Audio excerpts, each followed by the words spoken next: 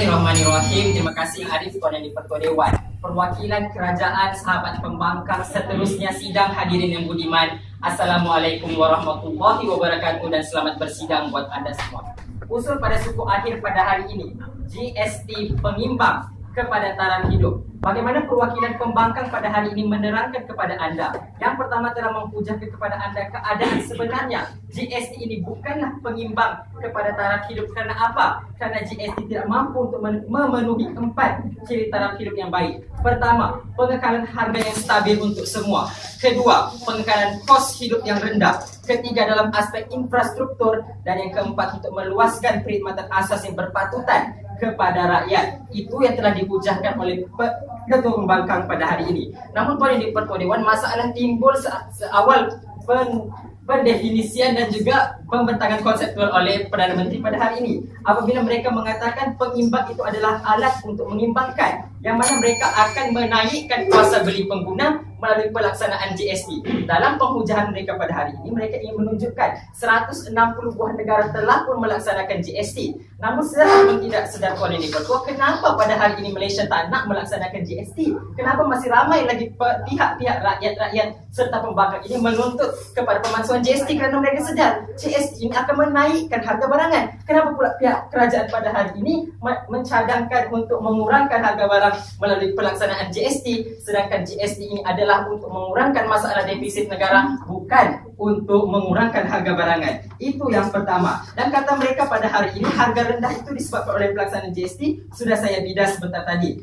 Dan kata yang kedua pada hari ini ingin menilai kepada kebajikan keseluruhan masyarakat. Kalau nak menilai kepada kebajikan keseluruhan rakyat, perlulah mereka menganalisis ketiga-tiga kelompok masyarakat, iaitu kelompok rendah, kelompok menengah dan kelompok atasan. Namun sepanjang penghujahan Perdana Menteri dan timbalan Perdana Menteri, tidak pula mereka jelaskan. Apabila mereka nak menyeimbangkan keadaan golongan rendah ini kepada menengah, golongan tinggi ini akan berada juga sama taraf dengan golongan yang menengah. Itu yang patut diujarkan oleh anda, namun tidak pernah pun dalam sebarang penghujahan mereka tunjukkan. Itu yang kedua sebelum berhujah. Muhammad, sejak bila Malaysia tidak mampu melaksanakan GST? Pembentangan bajet 2014, Perdana Menteri tetapkan Julai 2015 kita akan laksanakan perkara ini.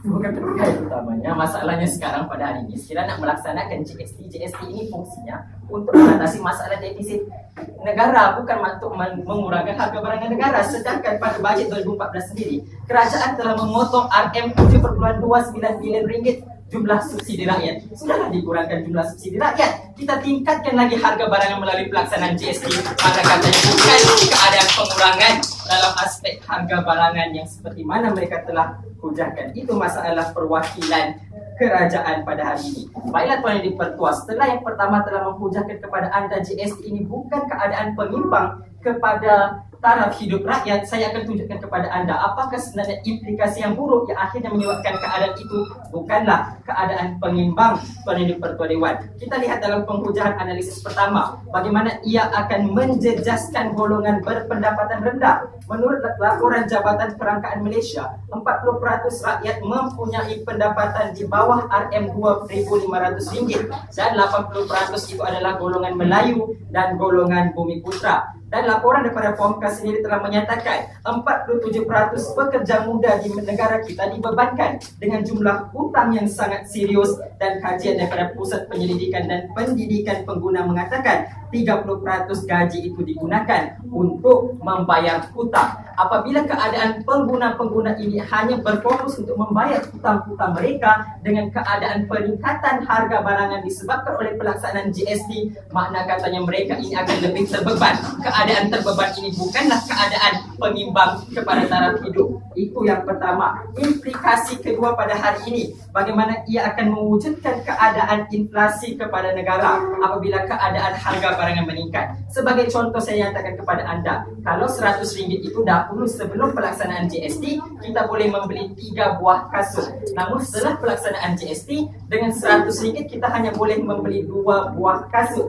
Jadi dengan jumlah wang yang sama Tuan yang di-Pertua Dewan, keadaan pelaksanaan GST dengan menaikkan harga barangan, kuasa beli akan menurun, menunjukkan keadaan inflasi. Menurut pakar ekonomi Dr. Rosli Yaakob, tindakan GST ini akan menyebabkan inflasi yang buruk. Tuan yang di-Pertua Dewan, dan sendiri kenyataan daripada Majlis Tindakan Ekonomi Melayu, negara-negara yang telah melaksanakan GST ini mempunyai kadar inflasi yang sangat tinggi. Tuan yang di-Pertua Dewan, keadaan itu telah menunjukkan kepada anda apabila negara mempunyai keadaan inflasi yang teruk disebabkan oleh pelaksanaan GST, itu bukan keadaan pengimbang, kerana kerajaan pada hari ini ingin meningkatkan kebajikan kepada rakyat, ingin meningkatkan kebajikan kepada 3 kelompok masyarakat: golongan rendah, golongan menengah, dan golongan atasan. Bagaimana pula dengan keadaan ia mampu untuk menjejaskan golongan berpendapatan rendah? Saya telah tunjukkan kepada anda, apabila harga barang yang meningkat, dengan keadaan golongan-golongan ini yang berfokus untuk membayar hutang semata-mata, sudahlah subsidi ditarik sebanyak 7.29 bilion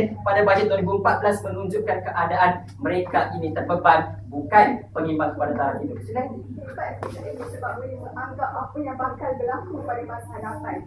Tuan di-Pertua, saya nak tanya lah kepada anda ni, sekarang ni dengan GST yang kita buat ni, harga barang apa yang akan kita tingkatkan? Sebab GST tidak akan kenakan langsung cukai kepada barang tersebut. Barangan-barangan yang bukan keperluan lah yang akan meningkat, itu sahaja. Sebab kita hari ini keadaan itulah menyatakan GST ini bukan pengimbang kepada taraf hidup, kerana dia akan meningkatkan bahan-bahan infrastruktur dan sebagainya. Kalau kita nak membeli rumah sekalipun, harga barangan rumah juga akan meningkat disebabkan oleh pelaksanaan GST, kerana bahan-bahan binaan ini dikenakan.